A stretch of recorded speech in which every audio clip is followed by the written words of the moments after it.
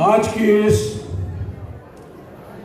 गोवा की जय हिंद सभा और स्टेटहुड की जो सभा है, इसके अंदर उपस्थित हमारे बहुत ही आदरणीय एआईसीसी के इंचार्ज गोवा राज्य के, सीडब्ल्यूसी के मेंबर और पूर्व गृह मंत्री महाराष्ट्र के हमारे बड़े ही आदरणीय माणिकराव ठाकरे जी, जिनका उद्देश्य है अभी तेलंगाना जीता था, अगली बारी गोवा की।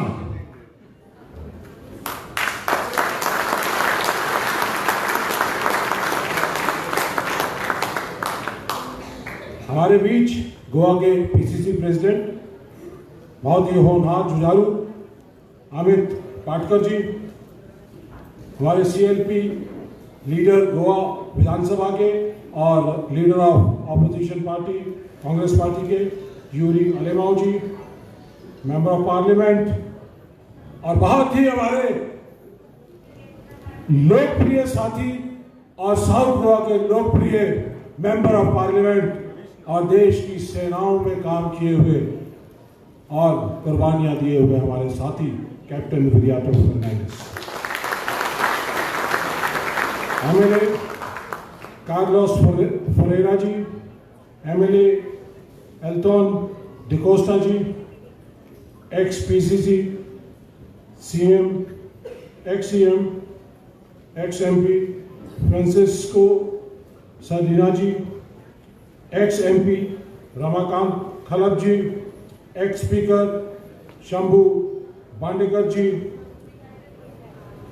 Senior vice president M K Shaikh ji, vice president doctor Pramod Salgaonkar ji, Goa PCC के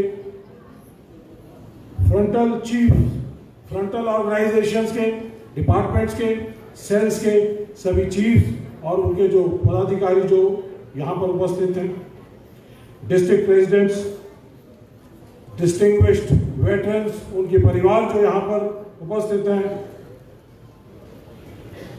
और कांग्रेस की रीढ़ की हड्डी, जिस तरह से हमारे नेता राहुल गांधी जी कहते हैं कि ये मेरे बब्बर शेर और बब्बर शेरनियां हैं, कांग्रेस के वर्कर जो हमारे सामने बैठे हैं, उसको एक सैनिक का सलाम। और लेडीज एंड जेंटलमैन, प्रेस के मेंबरान, आप सबका यहां पर आज इस जय हिंद सभा में स्वागत। साथियों, सबसे पहले तो मैं गोवा वासियों को, अपने साथियों को गोवा के स्टेटहुड डे की बहुत बहुत बधाई देना चाहता हूं और आने वाले समय में शुभकामनाएं देना चाहता हूं कि गोवा दिन दुगनी रात चौगनी तरक्की करे और गोवा जो है भारत का नंबर 1 राज्य बने। साथियों, आज मैं खासकर अपने आप को बड़ा ही सम्मानित महसूस करता हूं कि इस गोवा को आजाद कराने के अंदर जो हिंदुस्तान की फौजें आई थी, उसके अंदर मेरे सगे चाचा जी जो कैप्टन जितेंद्र सिंह 1 साल पहले ही कमीशन हुए थे, उनको आदेश मिला कि गोवा की लिबरेशन के अंदर जाना है। उन्होंने काम दिया और गोवा को लिबरेट कराने में उनका योगदान है। बहुत बहुत आज मैं उनको याद करता हूँ, उनकी वजह से हमें बहुत सम्मान मिला। उसके बाद 1962 में वो चाइना की लड़ाई के अंदर शहीद हुए और वीर चक्र प्राप्त हुए। साथियों, इस स्टेटहुड डे और जय हिंद सभा का इकट्ठा होना एक बहुत ही अद्भुत एक कोइंसिडेंस भी है, लेकिन जब ये प्लान हो रहा था तो आपके पीसीसी प्रेसिडेंट से भी बात हुई, तो उनको लगा कि जय हिंद सभा और स्टेटहुड डे एक दिन सेलिब्रेट किया जाए तो बहुत ही अच्छा होगा, बहुत ही अच्छा मैसेज पूरे देश में जाएगा, गोवा में तो जाएगा। धन्यवाद अमित जी कि आपने ऐसा बेहतरीन फैसला लिया। साथियों, ये जय हिंद सभा पूरे देश में हमारे सैनिकों के शौर्य, वीरता, अदम्य साहस, उसको नमन करने के लिए हमारे पूर्व सैनिकों ने जो पूरे देश में हमारे आज तक सेनाओं में काम किया है, उनको याद करने के लिए, उनको सम्मान करने के लिए, और जो सैनिक हमारे सरहदों पर लड़ रहे हैं उनको सम्मान देने के लिए कांग्रेस पार्टी ने फैसला किया कि हम उनके आदर और सम्मान में पूरे देश भर के अंदर जय हिंद सभाएं करेंगे और सभी डिस्ट्रिक्ट्स, ब्लॉक, गांव, हर जगह अपने सैनिकों का सम्मान करने के लिए कांग्रेस की पूरी जो वर्कर्स हैं उनको आदेश देंगे कि वो जाएं और देश के सैनिकों का मान और सम्मान बढ़ाएं, ताकि हमारे देश के जो सैनिक सरहदों पर खड़े हुए हैं वो आपके इसी विश्वास के साथ, 146 करोड़ लोगों के विश्वास के साथ सरहद पर खड़े होकर वो लड़ाई लड़ते हैं, जान देने को तैयार है, कुर्बान होने को तैयार है, और वो सिर्फ और सिर्फ आपके विश्वास की वजह से।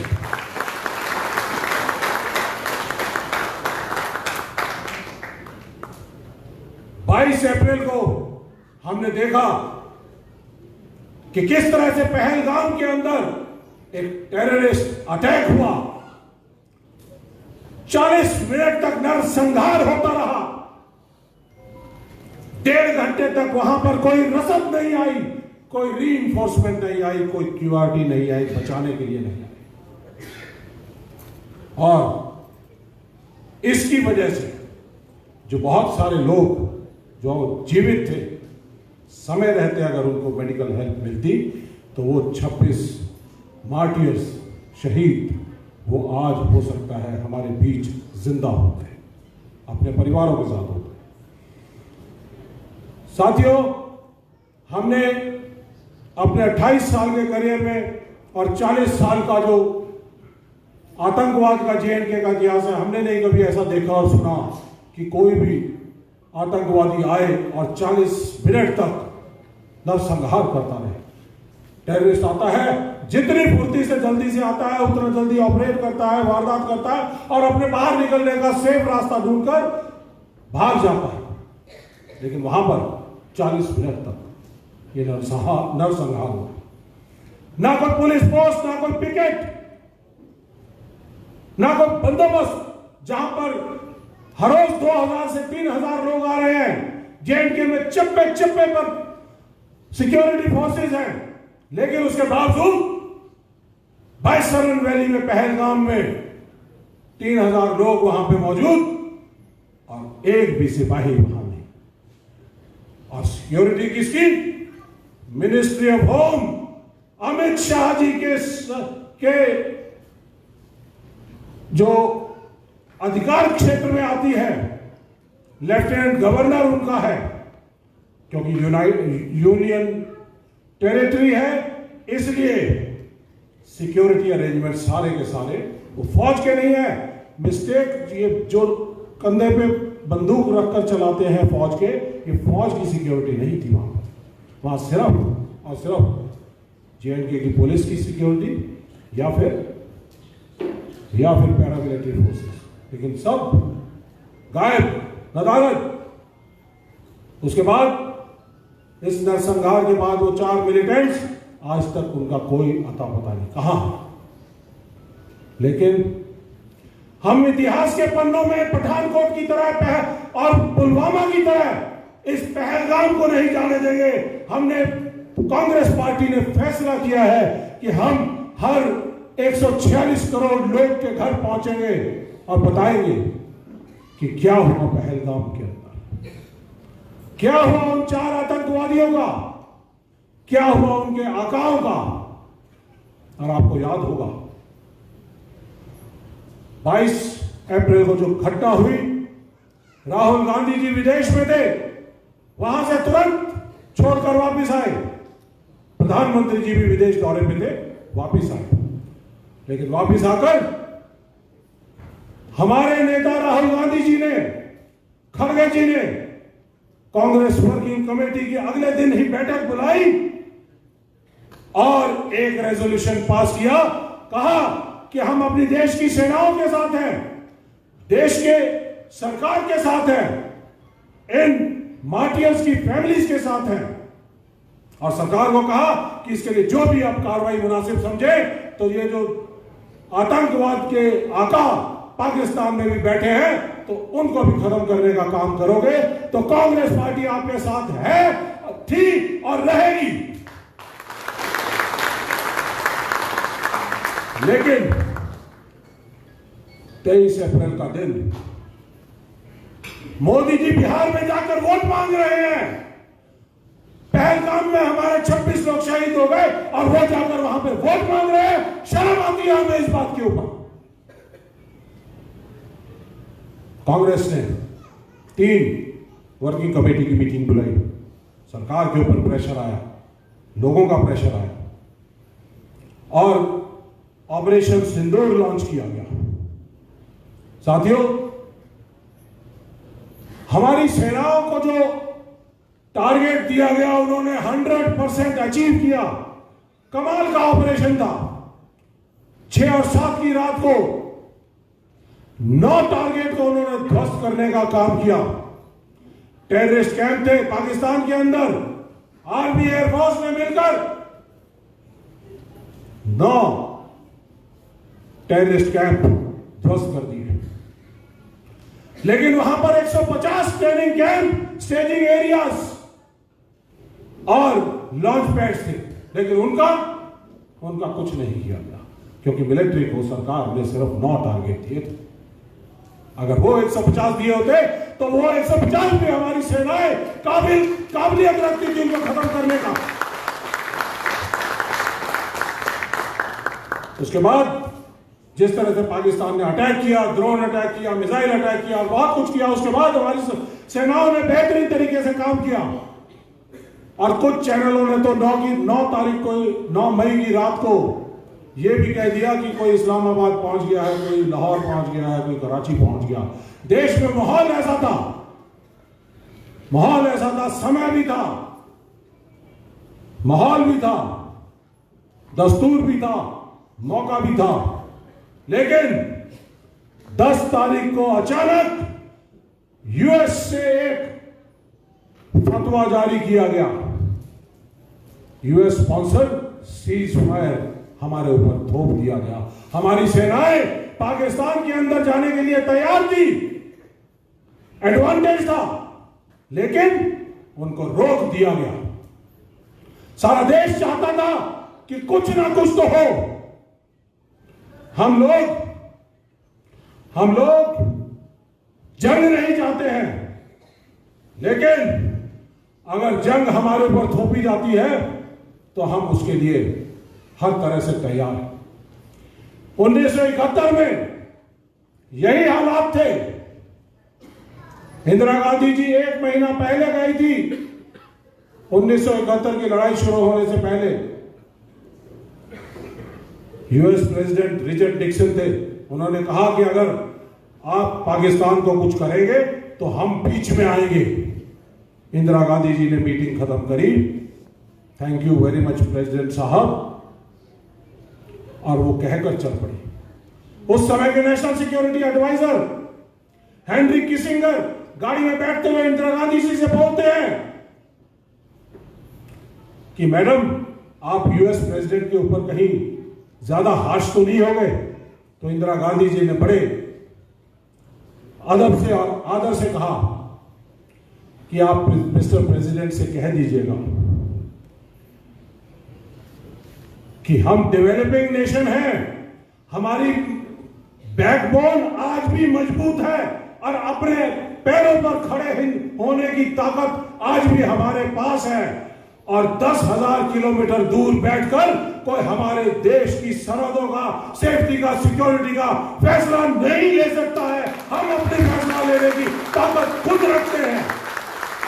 ये थी आयरन लेडी इंदिरा गांधी जी। इंदिरा गांधी जी और फील्ड मार्शल सैम मानेकशॉ की जोड़ी ने पाकिस्तान के 2 टुकड़े कर दिए। और आज हमारी सेनाएं काबिलियत रखती थी, ताकत रखती थी कि पाकिस्तान के 5 टुकड़े कर सकते थे, लेकिन अचानक उनके ऊपर सीज फायर थोप दिया गया। हमने नहीं एक्सेप्ट किया उस सीज फायर को, लेकिन सरकार ने एक्सेप्ट किया। मोदी जी झुक गए, इंदिरा गांधी जी ने और कांग्रेसियों में रीढ़ की हड्डी थी, स्वाधीनता संग्राम लड़ा था, देश की आजादी की लड़ाई लड़ी थी, और जिस तरह से सेक्रीफाइसेस की थी, तो हमारी रीढ़ की हड्डी और आज भी कायम है। मोदी जी, एनडीए सरकार, बीजेपी, शायद आपकी रीढ़ की हड्डी कमजोर हो चुकी है, झुक गई है, हमारी नहीं। उस समय कहा था 1971 में, हम अमन चाहते हैं मगर जुल्म के खिलाफ अगर जंग जरूरी है तो जंग ही सही, ये उस समय कहा गया था। आज भी सार्थक है, ये बात सार्थक है। तो साथियों, ये है हमारे कांग्रेस और बीजेपी में फर्क। ये है उस समय की लीडरशिप में और आज की लीडरशिप में फर्क। ये 56 इंच का सीना जरूर दिखाते हैं, लेकिन उस 56 इंच के सीने के पीछे जो कमर की जो रीढ़ की हड्डी है, वो बिल्कुल चरमराई हुई है, वो झुक जाती है, दबाव में झुक जाती है। और यूएस प्रेसिडेंट कहते हैं 8 जगह अभी तक बोल चुके हैं, कहते हैं, हमने उनको कहा लेट्स डू सम ट्रेड, हम सौदा करते हैं पाकिस्तान के साथ भी और आपके साथ भी। और पाकिस्तान को और हिंदुस्तान को एक पलड़े में तोल दिया, एक साथ बराबरी का दर्जा दे दिया। मोदी जी, आप मानते होंगे पाकिस्तान को अपने बराबर, हम नहीं मानते। उनकी इकोनॉमी हमसे 12 गुना छोटी है, उनकी सेनाएं कमजोर हैं, हमारे पास नंबर 1 सेना है पूरे वर्ल्ड की। हम चौथी इकोनॉमी है। पाकिस्तान एक फेल्ड स्टेट है, दुनिया में कहीं पे भी टेरर फैलता है तो उसके तार पाकिस्तान से जुड़ते हैं, तो वो एक टेरर स्टेट भी है, एक रोग स्टेट भी है, पूरी तरह से नाकाम। गिड़गिड़ाते हैं आईएमएफ से लोन लेने के लिए, कितना लोन? 3.5 बिलियन। कितना बनता है? 33,000 करोड़। और प्राइम मिनिस्टर केयर फंड के अंदर हमारे लोग 1 लाख करोड़ से ज्यादा तो दान दे देते हैं, और इस 33 करोड़ के लिए पाकिस्तान के सामने आप भी झुक गए। मोदी जी, ये झुकना हमें मंजूर नहीं, कांग्रेस को मंजूर नहीं कि आप झुक सकते हैं, हमें मंजूर नहीं कांग्रेस को। साथियों, ऑपरेशन सिंदूर खत्म हो चुका है, अब जरूरत थी। और एक बात और मैं यहां से आपको कहना चाहूंगा, कांग्रेस पार्टी का फैसला है कि हमारी सेनाओं ने बखूबी काम किया, और जब जरूरत होगी, क्योंकि अभी ऑपरेशन सिंदूर बंद है, अगर सेनाएं चाहेगी, सरकार चाहेगी कि पाकिस्तान के ऊपर कोई भी कार्रवाई करनी है और टेरर के खिलाफ कोई भी कार्रवाई करनी है, तो कांग्रेस पहले भी साथ थी, आज भी साथ है, कल भी साथ होगी। लेकिन इस कमजोर सरकार, जो एनडीए की सरकार सेंटर में बैठी हुई है, उसके साथ हम हैं। कांग्रेस जन है, 146 करोड़ लोग हैं, लेकिन उनमें हिम्मत की कमी है। लेकिन साथ साथ मैं ये भी कहना चाहूंगा कि क्योंकि वो झुक सकते हैं, हम झुकने वाले कांग्रेस के जन और 146 करोड़ नहीं, हम नहीं एक्सेप्ट करेंगे इस चीज को। साथियों, अब क्योंकि ऑपरेशंस खत्म हो चुके हैं, इसलिए कुछ एक सवाल है, जब आप लोगों के बीच में जाते हैं तो कुछ बातें जरूर आएंगी, तो इसलिए कुछ सवाल हैं जो पूछने भी जरूरी है। डेमोक्रेसी है, आप जरूरत है कि अगर आप लड़ाई में जा रहे थे, 2 न्यूक्लियर नेशंस की लड़ाई हो रही थी एक पहलगाम की घटना की वजह से, तो आज लेखा जोखा करने का, आकलन करने का समय है। सिटीजन्स को, पार्लियामेंट को, सबको बताना होगा कि क्यों सुरक्षा की चूक हुई 22 अप्रैल को। 17 अप्रैल को जाना था मोदी जी ने कश्मीर में सिक्योरिटी कारणों से उनकी जो विजिट थी उसको कैंसिल कर दिया। कुछ दिन पहले अमित शाह जी ने सिक्योरिटी रिव्यू लिया था, कहा था सब कुछ ठीक ठाक है, लेकिन अगर मोदी जी की विजिट को कैंसिल किया था सिक्योरिटी कारणों से और 5 दिन बाद अगर पहलगाम घटना हो जाती है तो सवाल उठता है कि अगर इंटेलिजेंस की अगर रिपोर्ट्स थी आपके पास या सिक्योरिटी चाक चौबंद नहीं थी तो पहलगाम के अंदर सिक्योरिटी क्यों नहीं दी आपने? ये सवाल उठता है, पूछा जाएगा।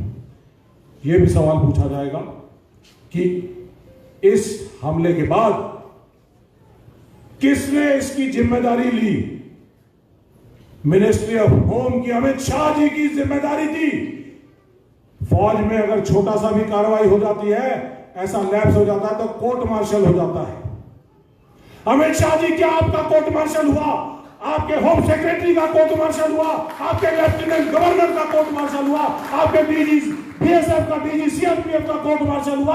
आपके जो डीजी पुलिस थे जेएनके के उसका कोर्ट मार्शल हुआ? और ये एनएसए जो सिक्योरिटी एडवाइजर थे, क्या उसका कोर्ट मार्शल हुआ? आईबी का, रॉ का, एनटीआरओ का, किसी और का कोर्ट मार्शल हुआ? जिम्मेदारी लेनी पड़ेगी। हम आपको भूलने नहीं देंगे। जिस तरह से आपने पुलवामा को भुलवाने की कोशिश की, हम पहलगाम को भूलने नहीं देंगे। सवाल करेंगे आपसे कि आप कौन इसकी जिम्मेदारी लेगा जिसने पहलगाम होने दिया और जिसकी वजह से हमारा देश न्यूक्लियर युद्ध की तरफ अग्रसर हो गया। इसके साथ साथ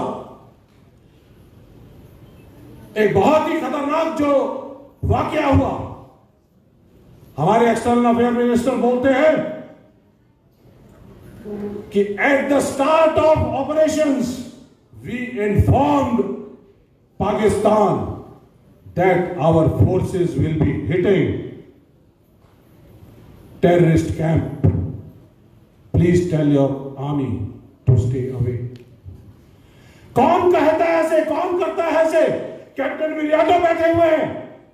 सरप्राइज, शॉक एक्शन, हमारी सीक्रेसी, हमारी सेनाएं आंख से आंख लड़ाकर उनके साथ लड़ाई लड़ रही हैं और पीछे से एक्सटर्नल अफेयर मिनिस्टर उनको मुखबरी करते हैं, इन्फॉर्मर बन जाते हैं पाकिस्तान के और उनको बताते हैं कि हमारी फौजें आ रही है, उनके रेडार्स, एयर डिफेंस सिस्टम सब कुछ ओपन अप हो गए, जिसकी वजह से हमें नुकसान उठाना पड़ा होगा। क्या नुकसान उठाया? ये राहुल गांधी जी ने भी सवाल किया है। ये सवाल आपके हर एक के जहन में आएगा। आप कहते थे Modi ji, no terror, terror और टॉक्स ये दोनों साथ नहीं हो सकते। टेरर उन्होंने कर दिया और जब हमारी फौज लड़ने के लिए आगे गई तो आपके एक्सटर्नल अफेयर मिनिस्टर उनके साथ टॉक्स कर रहे थे। हमें मंजूर नहीं है ये। आपने हमारी सेनाओं के पीठ में छुरा घोंपने का काम किया है। ये सवाल पूछेंगे आपसे। साथियों, इसके साथ साथ ऑल पार्टी मीटिंग्स हुई। 2 हमारे कांग्रेस पार्टी के प्रेसिडेंट राहुल गांधी जी प्रेजेंट रहे, पूरा विपक्ष प्रेजेंट रहा।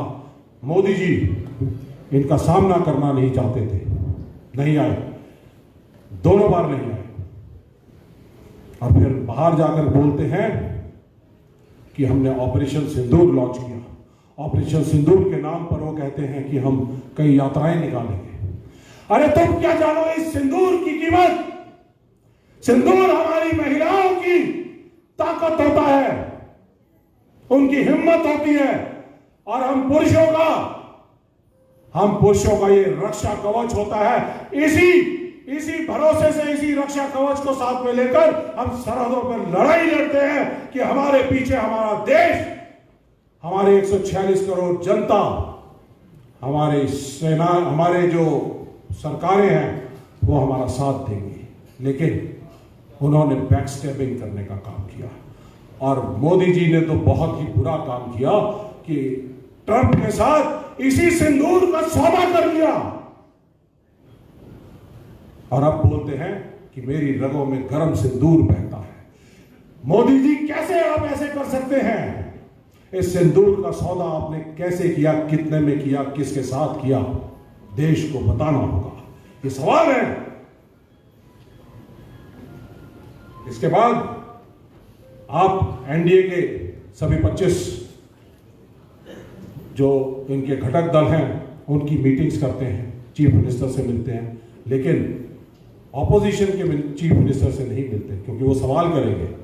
बाकी लोग सिर्फ एक छोटे बच्चे की तरह, स्कूल की तरह हाँ जी करेंगे, लेकिन हमारे मुख्यमंत्री से सवाल करेंगे। उन सवाल से डरते हुए आपने उन मुख्यमंत्री को नहीं बुलाया, ये भी हम सवाल करेंगे। इसके साथ साथ आपने जिस तरह से पीआर कैंपेन चला रहे हो मीडिया में, लोग आपकी बात आज मानने को तैयार नहीं है।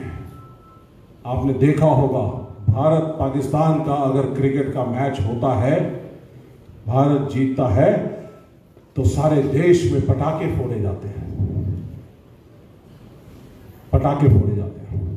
और लेकिन आपने हमारी सेनाओं का पांव खींच लिया, जीतती हुई सेनाओं का पांव खींच लिया, तो कहीं पे देश में कहीं पटाखे फूटे, ये भी सवाल करना चाहेंगे। इसके साथ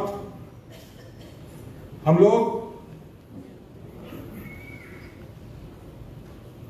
बीजेपी के जो नेता हैं, मंत्री हैं, उनके स्वर बिगड़ रहे हैं, उनके बोल बिगड़ रहे हैं।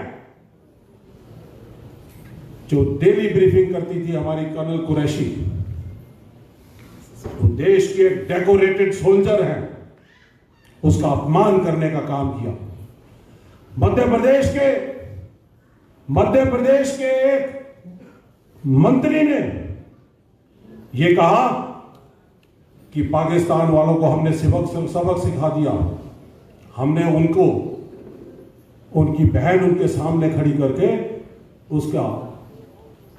उनको हमने सबक सिखा दिया। कई शब्द ऐसे हैं जो नहीं मैं बोल सकता, बहुत बुरे बुरे शब्द बोले गए। उसके बाद उनकी काफी ट्रोलिंग करते रहे। इसके साथ साथ हमारे एक और बीजेपी के एक और सांसद थे, जांगड़ा साहब, वो कहते हैं कि वो जो 26 महिलाएं जिन्होंने अपने पति पहलगाम में खोए हैं, वो कमजोर औरतें थी। ताकत होती तो अहिल्या बाई की तरह वो भी लड़ाई लड़ती और वो अपने हस्बैंड्स को बचा सकती थी। अरे तुमने सिक्योरिटी तो देनी ना की थी, एक सिपाही तक वहां पे डिप्लॉयड नहीं था, कोई रीइंफोर्समेंट नहीं थी। उसके बावजूद हमारे वहां पे लोग, फिर भी ये महिलाएं हिम्मत करके डटी रही है। आसान नहीं है। आप ऐसे इन मार्टियर्स की फैमिली के साथ करेंगे? कतई मंजूर नहीं है। लेफ्टिनेंट विनय नारवाल की पत्नी हिमांशी नारवाल, जिसका आपने देखा होगा अपने पति के शव के साथ फोटो उनका बड़ा वायरल हुआ था।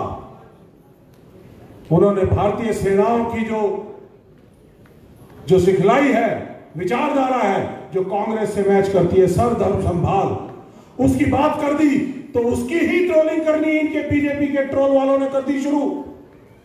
हमें मंजूर नहीं है। और एक deputy chief minister Madhya Pradesh का, वो कहता है कि हमारी सारी की सारी सेनाएं आज हमारे मोदी जी के प्रधानमंत्री के चरणों में नतमस्तक है।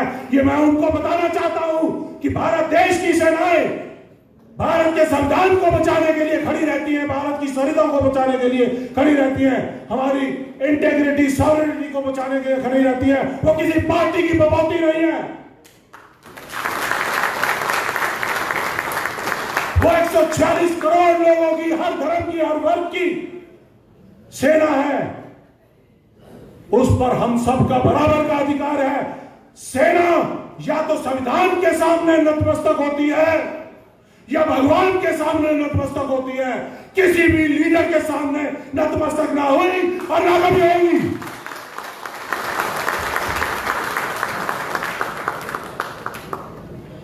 अंत में ये जय हिंद सभाएं पूरे देश में 16 जगह पर हो रही है। पहले फेज में हम इसको आगे लेकर जाएंगे, हर जिले के अंदर इसको लेकर जाएंगे। हम ये सवाल साथ साथ आपको बता रहे हैं, चीजों के बारे में इसलिए बता रहे हैं कि आपको पता रहे कि कैसे प्रकरण हुआ। और जब बीजेपी वाले सवाल करते हैं तो उनके सवालों के जवाब में ये सवाल आपको करने जरूरी है कि आप बताइए कि क्यों ऐसा सिक्योरिटी लैप्स हुआ। ये सारी बातें करिए। इसलिए आज जरूरत है, हम आपके माध्यम से ये भी डिमांड करते हैं अपनी सरकार से कि प्रधानमंत्री जी राहुल गांधी जी ने, खड़गे जी ने ऑपरेशन सिंदूर खत्म होने के बाद प्रधानमंत्री जी को चिट्ठी लिखी कि तुरंत प्रभाव से ऑल पार्टी मीटिंग को बुलाया जाए, जिसमें प्रधानमंत्री शामिल हों और बताएं कि क्या हुआ, क्या खोया और क्या पाया। और साथ साथ, क्योंकि 146 करोड़ देशवासियों का इसके अंदर भावनाएं जुड़ी हुई हैं, तो पार्लियामेंट का स्पेशल सेशन बुलाया जाए, जिसकी डिमांड हम करते हैं। उन्होंने लिखा और आज आपके माध्यम से हम ये डिमांड करते हैं कि तुरंत प्रभाव से ऑल पार्टी मीटिंग बुलाई जाए, प्रधानमंत्री उसमें शामिल हों और स्पेशल पार्लियामेंट का सेशन बुलाया जाए, ताकि देश को मालूम हो कि क्या हुआ और क्या नहीं हुआ।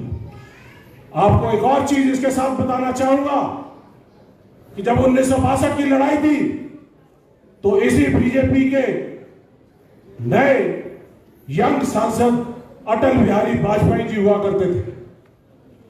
17-18 अक्टूबर 1962 को लड़ाई शुरू होती है और वो कहते हैं कि स्पेशल सेशन बुलाया जाए पार्लियामेंट का। नेहरू जी ने लड़ाई के दौरान 23 अक्टूबर को स्पेशल पार्लियामेंट सेशन बुलाया और देशवासियों को बताया कि क्या हालात हैं। तो मोदी जी, आप कांग्रेस का लीडर्स का और उनके हौसलों का और उनकी ट्रांसपेरेंसी का ना तो पहले मुकाबला कर पाए और ना ही आगे जाकर भी मुकाबला कर पाओगे, ये मैं आपको यहां से कहना चाहता हूं। और साथियों, अंत में एक हमने इस जय हिंद सभा का एक स्लोगन दिया है कि सेना के सम्मान में कांग्रेस सदा मैदान में। स्वाधीनता संग्राम से लेकर आज तक कांग्रेस पार्टी देश के संविधान, देश की सेनाओं, देश के लोगों के साथ पहले भी खड़ी थी और आज भी खड़ी है। तो इसलिए एक स्लोगन आपके साथ भी हो जाए तो बहुत अच्छा लगेगा। मैं बोलूंगा सेना के सम्मान में, आप बोलिए कांग्रेस सदा मैदान में, कांग्रेस सदा मैदान में। सेना के सम्मान में, सेना के सम्मान में, सेना के सम्मान में।